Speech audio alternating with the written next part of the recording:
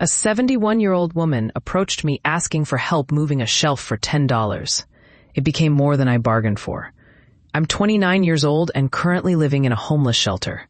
For months, I've had no income, and about a month ago, my wallet was stolen, taking every form of identification I had.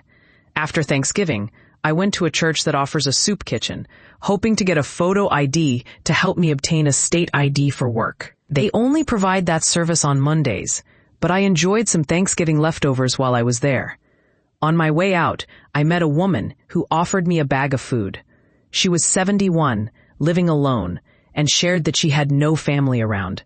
She mentioned a boy she loved who was in prison, and then asked if I could help her move a shelf for $10.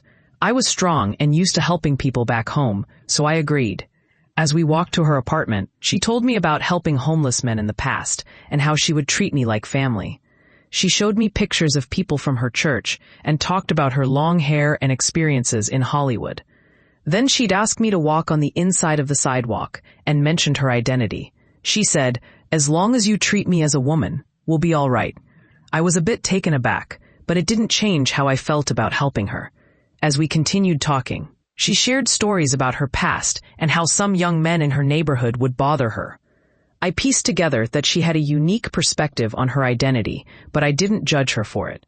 When we arrived at her apartment, she bought me some cigarettes and kept steering the conversation toward other men she had helped, lamenting how some had stolen from her.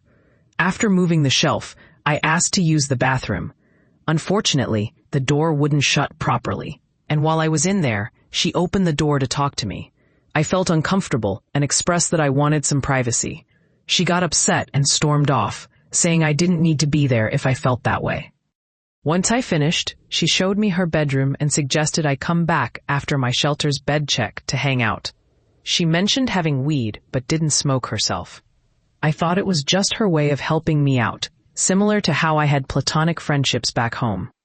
But then things escalated. She asked for a hug, got touchy, and even kissed me on the head. When she asked to spray cologne on me, I felt increasingly uncomfortable. I usually let advances slide, hoping my disinterest would be enough to send a message, and eventually, she seemed to get the hint. We took the train uptown to shop, where she bought me some clothes. But even on the way back, her conversation and actions were pushing my boundaries. She mentioned getting a text from one of her other friends, and by that point, I was relieved to be heading back. The worst part of the day came when I went to the liquor store to spend the $10 she had given me, only to realize it had fallen out of my pocket. I dragged myself back to the shelter, feeling defeated, and went straight to sleep. Now, the morning after, I can't shake the strange experience. It's been weighing on me, and it feels so wild and unusual that I have no one to talk to about it. So here I am, sharing my story.